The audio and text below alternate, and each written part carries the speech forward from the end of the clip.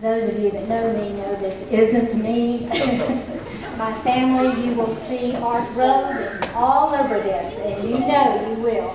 But a while ago, I just thought Harris Family Heritage, and I thought reunion as we began to talk about it, and Art said, Sandra, you got to do something that will get them there. And so I said, okay, Harris Family Heritage.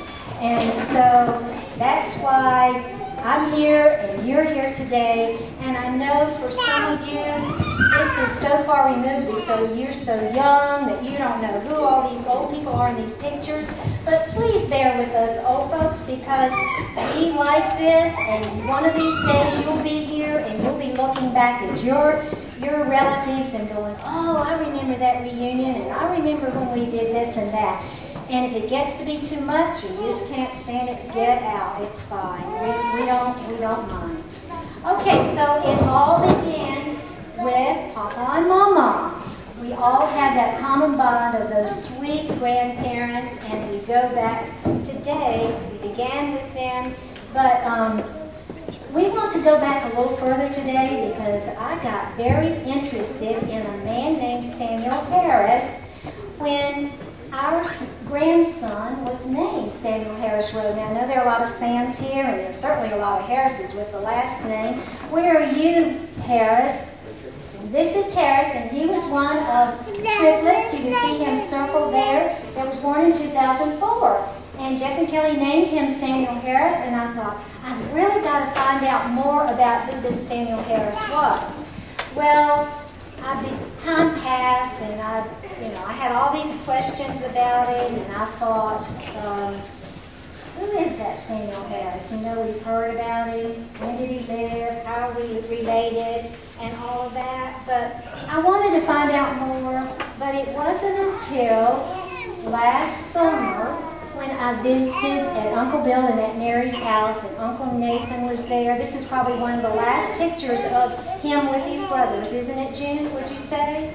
And they were so sweet, and we were reminiscing, and I said, please tell me about this Samuel Harris. And they said, well, we don't know we're related, but how are we related? Well, Sandra, I really don't know, but Uncle Bill said, I'll loan you this book, and Uncle Emmett said, well, I have a copy of a letter that I have that's an old letter that I'll send you a copy of it and maybe it'll help you. And I said, please do that, because as I came by, I saw a church, and you passed by it too today, I'm sure, that was named for him, so I knew he had to be very important.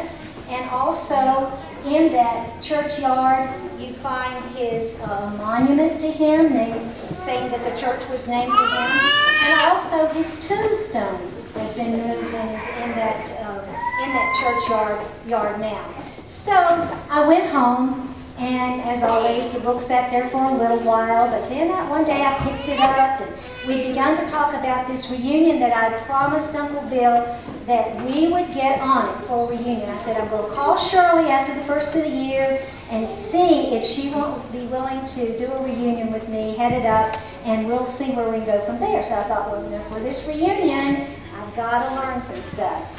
Picked this book up, started reading it, found it so interesting. A lot of information, if any of you have this book, a lot of information about Samuel Harris. And I began to take some notes and learned about it. Then I went to the internet and did some research and tried to explore it a little further without even going to Ancestor.com, because I thought I don't have time to do that right now. I found on the internet a blog, and it was a local man, and he had done this, and probably some of you saw this in the fellowship hall today. Very interesting map of Samuel Harris's plantation, and then a lot of interesting facts about him. And I couldn't really see it online, so I emailed him, and he was willing to sell me one of his maps, and so I ordered it, and I got that and got a lot of information off of that. And with compiling this information, I began to learn, just look at all of these things as they come up.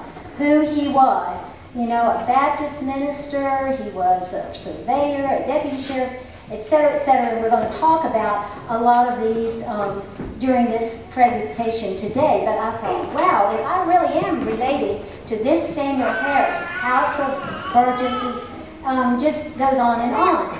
But all this information was there, but I still wasn't real sure how I was related to him, or if I really was related to him.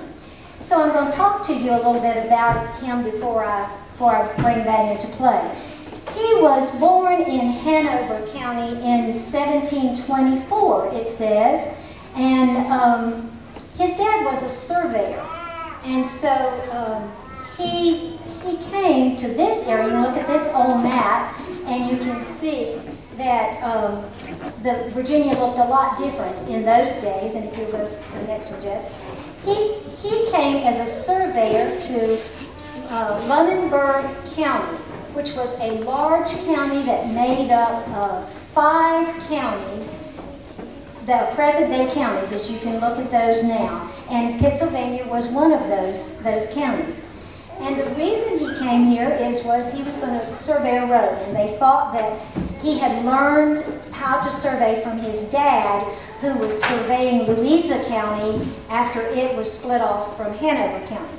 So we were very blessed for him to come to this area. He put his roots down quickly and bought some land, and then started right in being a part of this community. So these are some of the things that he did. He was deputy sheriff of those. He was one of the 2 representatives from Halifax County to the House of Burgesses. And an interesting fact here is that you see William Samuel up there. Most always when you look him up, you just see Samuel Harris. But some records there show that he went by William Harris sometimes. He went by William Samuel Harris, but more often just Samuel. He got the William, and it was just Samuel Harris. But they think he was probably christened William Samuel Harris. Okay? He was also a part of the French and Indian War. Now take a look at this map, and you can see that Virginia was on the frontier. It's hard to even think about way back then, but we were. And so the British wanted to hold that fort, so that frontier line. And so they, during the French and Indian War, they set up a group of forts along that line. And Fort Mayo is about where you see that star there.